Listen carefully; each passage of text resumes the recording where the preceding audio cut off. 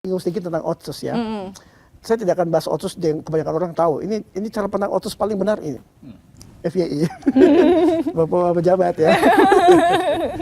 Otsus itu otonomi khusus.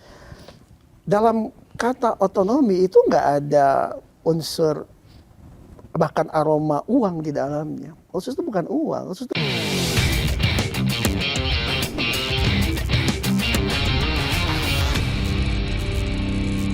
Jauh ini kesempatannya kalau Kakak Jose ngelihat seperti apa? Peluang untuk anak-anak Papua ditempatkan dan memberikan apa ya? Ya di dunia kerja. Iya, di dunia kerja lah misalnya. di Papua sendiri.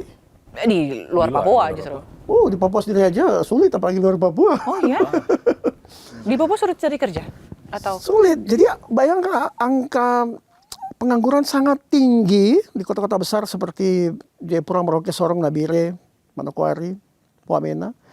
Padahal demand untuk manpower tinggi juga. Saya dulu sebagai HRD di perusahaan multinasional, saya resign untuk buat lembaga pelatihan dan pengelolaan SDM karena hal tersebut. Anak Papua nggak keserap tenaga kerja karena dia punya budaya yang berbeda. Dia nggak bisa bangun pagi, dia nggak bisa nyimpan duitnya, sekali dapat gajian uangnya habis untuk bagi ke keluarga dan lain-lain. Nah, lembaga saya itu seperti dia rumah singgah tadi itu. Untuk mahasiswa misalnya kan, dia mau membantu. Gini loh, kalau kamu kerja itu kamu mesti kayak pendidikan karakter. Anak diajar nggak hanya kognisinya, tapi karakternya, kecerdasan emosionalnya gitu.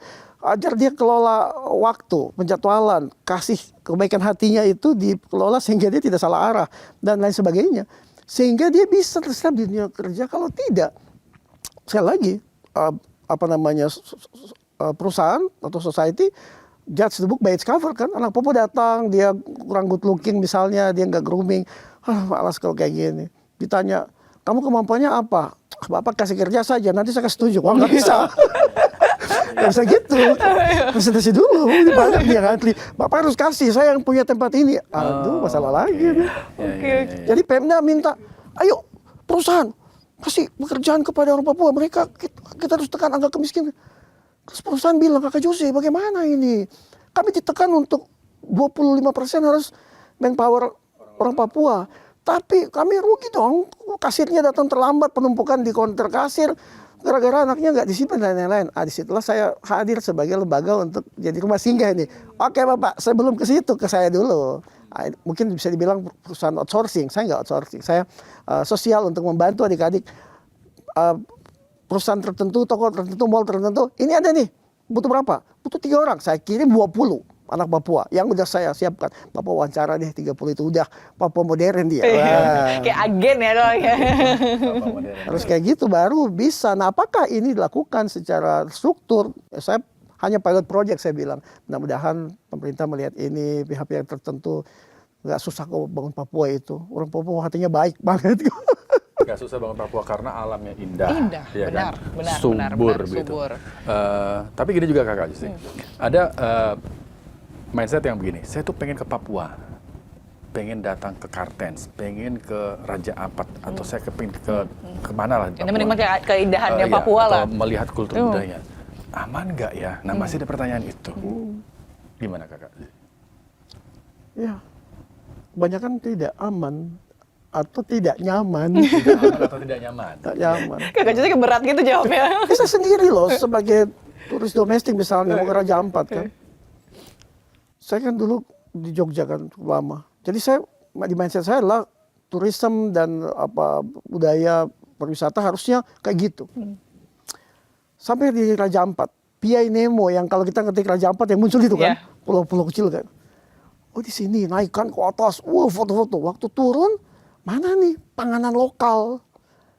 Ada satu warung jualnya kayak warung di kota gitu. Jadi dapatnya kayak mie instan. Loh kelapa nggak ada, ubi, papeda, ikan banyak loh ini. Kok kalian nggak? Sudah kakak, ini kan yang datang speedboat ini kan bayar kami 500.000, itu aja cukup kami dapat. Nggak perlu lagi kita jualan. Astaga, nggak gitu konsepnya. Terus sama pejabatnya saya bilang, Bapak ini kasih pelatihan gimana? Kakak Jose, kok tidak tahu kak? Setiap tahun mereka ini kami bawa ke Bali untuk lihat. Nah itu masalahnya, Bapak cuma bawa mereka lihat. Jadi mereka suruh belajar sendiri. Saya bilang, ini tempat terbaik di seluruh dunia, ini surga kecil yang The Last Paradise itu tempat kalian ini loh. Ini kok bikin saja ranting ditaruh situ, tulisan situ PNM dibeli loh. Kok nggak tidak dilakukan itu ya? Karena mereka merasa do I really need to do that gitu. Karena dia nggak butuh banyak. Karena dia nggak butuh banyak. Waktu orang datang yang punya pemikiran maruk dan mungkin bisnis lain-lain, ambil di depan dia merasa, loh kok semua diambil? Loh tuh saya muncullah reaksi dan lain-lain. Jadi kita berharap semua bidang dibenahi sehingga Papua bukan cuma indah alamnya, tapi juga welcome. Sekarang saya orang di kota Jayapura, saya mau ke pantai-pantai di dalam kota saja, saya mesti ada duit dulu bawa keluarga gitu kan. Karena parkir bayar, duduk bayar, ke toilet bayar, semua bayar gitu. Wah tuh, ya kakak bayar. Kenapa? Karena kita sekarang sudah tidak ke laut, uang cuma dari sini saja. Nanti ya kalau saya jadi pejabat saya datang. Jadi mereka kesulitan gitu untuk jadi seperti di tempat wisata di Bali, di Jawa, karena maunya langsung dapat banyak. Ya karena filosofi hidupnya kan ke laut dia dapat banyak nih. Kalau dia jadi pegawai, dia jadi pengusaha, tempat wisata pun dia harus dapat banyak. Nah ini menimbulkan benturan, dia nggak bisa progres seperti teman-teman yang lain. Konsep entrepreneurnya berbeda, konsep turismenya berbeda, konsep employee-nya berbeda. Maka perlu ada adjustment. Saya mau singgung sedikit tentang Otsus ya. Saya tidak akan bahas Otsus yang kebanyakan orang tahu. Ini cara pandang Otsus paling benar ini. FYI. Bapak pejabat ya. Otsus itu otonomi khusus. Dalam kata otonomi itu nggak ada unsur bahkan aroma uang di dalamnya. Otsus itu bukan uang, Otsus itu regulasi, sistem. Sayangnya terjadi salah kaprah selama lebih 20 tahun di Otsus Jilid 1. Semua orang merasa yang namanya Otsus itu dana. 100 orang Papua hebat datang ke Jakarta ketemu presiden, bargain apakah Papua ini terlepas atau tetap. Lalu Profesor Rias Rashid kasih ide Otsus ini kayaknya nih win-win solutionnya. Otsus itu bukan uang. Waktu itu dibahas pertama kali, itu regulasi kekhususan Papua sehingga dia diperlakukan prioritas di Nusantara yang indah ini. Seperti Jogja, mungkin seperti Aceh. Tapi eksekusinya tidak. Duit digelontorkan, regulasinya tidak. Waktu datang uang, orang bingung. Ini uang kita pakai untuk apa nih? Kirim anak mahasiswa pergi ke luar negeri kuliah. Kuliahnya apa? Nggak jelas. Teknik nuklir. Jadi salah paham terhadap Otsus menyebabkan terjadi. Itu waktu masih satu provinsi atau dua provinsi, Papua Barat. Sekarang 6 provinsi loh. Tiap gubernur dan timnya menggagas Otsusnya sendiri. Butuh uang berapa banyak ya untuk program ini. Semakin rumit ini. Bicara tentang Otsus. Maka kalau boleh Otsus itu dikaji kembali dengan apakah dia Perdasus dan Perdasinya sudah benar-benar mengakomodir kebutuhan orang Papua. Sehingga orang Papua menjadi tuan di negerinya sendiri. Dia memberi kesempatan kerja kepada orang asli Papua, wirausaha dan lain-lain. Nah, tapi bukan cuma kasih kesempatan, dipikirkan gimana caranya dia jadi pengusaha pariwisata yang welcome terhadap orang-orang. Itu harus dirinci dalam Perdasus dan Perdasi. Kalau tidak, jadinya kayak tadi, kami saja ya yang jaga pantai ini, karena kami orang Papua. Ya tapi kamu menjaga pantainya tidak jadi tempat wisata yang bagus, tidak peduli. Karena nggak ada yang mengatur, menggayat mereka. Harusnya itu ada dalam ketentuan Otsus turunan. Jadi Otsus ada payung hukum besarnya, tapi kaidah hukumnya, breakdown laws-nya selama ini belum terperinci atau belum disahkan, saya nggak tahu. Semoga segera sehingga orang Papua mau apa-apa tuh ada alasan mereka melakukan ini. Karena nggak ada, ini jadi sumbangsi untuk semua kondisi yang buat Papua semakin tidak baik-baik saja. Semoga baik-baik ya. Semoga. Saya banyak ngobrol, maaf ya. Nggak apa-apa.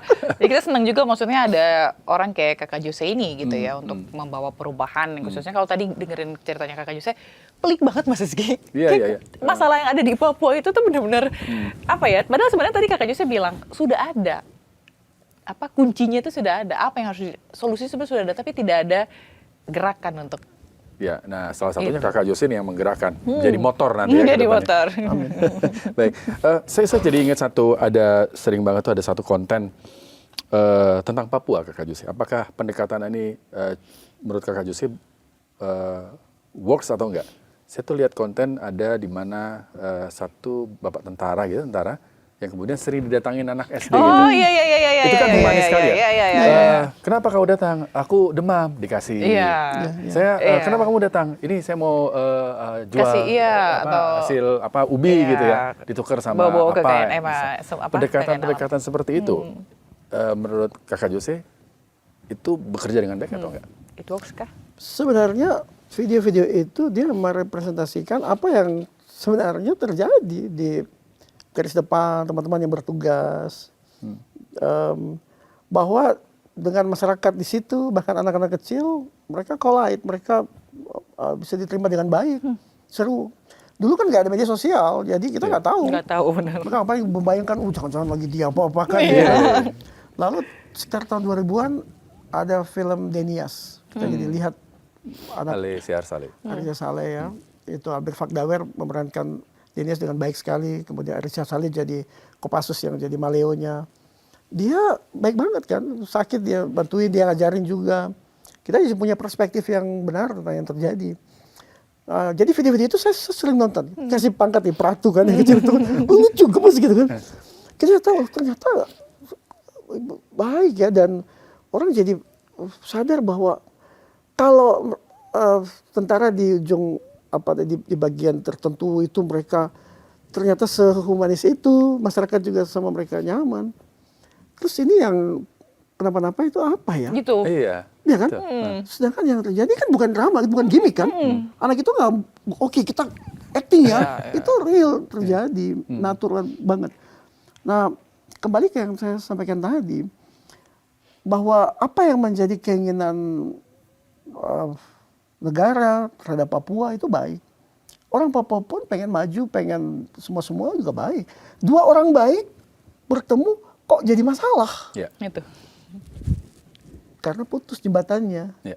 Yang satu punya keinginan baik, dia nggak berbicara bahasa yang sama, you're not speaking same language, ini tata bahasanya berbeda, grammarnya ini. Jadi baik menurut kami orang Papua itu adalah bakar batu di tanah. Bagi orang lain merasa, ih jorok. Dua-duanya baik loh. Baik untuk orang Eropa pakai bikini. Di ketimuran kita merasa, wah itu tabu, nggak boleh. Baik itu bisa relatif. Nah sekarang bagaimana kita mencari satu kebenaran yang absolut, yang hakiki, untuk menjembatani kedua kebaikan ini, supaya baiknya tidak salah tafsir, tidak salah kaprah. Ya, saya harap lebih banyak video semacam itu di posting sehingga kita tahu kondisi sebenarnya. Karena hari-hari ini di Yahukimo, mungkin di Pegunungan Bintang dan beberapa daerah yang sangat rawan, masyarakatnya was-was menjalani kehidupan setiap hari. WA, Kak Jose, kami ketakutan di sini karena keadaan bisa berubah kapan saja. Aduh, kita mau sampai kapan ini terjadi ini? Dan negara merasa perlu kasih lebih banyak ini kah, aparat kah? Ya mungkin, tapi bukan itu satu-satunya cara, atau bukan itu cara terbaik. Mari kita diskusikan. Jadi apakah perlu dibuka dialog dan lain sebagainya, hal yang perlu kita pertimbangkan bersama. Oke, good. Jadi hal-hal yang tadi kita tidak tahu soal Papua jadi paham tahu, kan? Itu dia. Jadi Makanya paham alasan ya. Kakak Jose datang ke sini untuk bikin terang soal Iya. Papua. Oke. Baik, kalau gitu terima kasih Kakak Jose sudah hadir di podcast kami di Bikin Terang, dan semoga saja ini bisa membawa atau memberikan manfaat dan lebih-lebih bisa berdampak pada sobat iNews yang menonton podcast ini. Amin. Terima kasih sudah hadir di sini. Terima Terima kasih kasih. kesempatannya, Kakak Jose. privilege luar biasa. Ya, terima kasih. Oke, terima Baik. kasih. Ya, sobat iNews, demikian podcast Bikin Terang kali ini. Saya Rizky Hasan. Dan saya Fazila Kainisa. Pamit. Terima kasih. Dadah.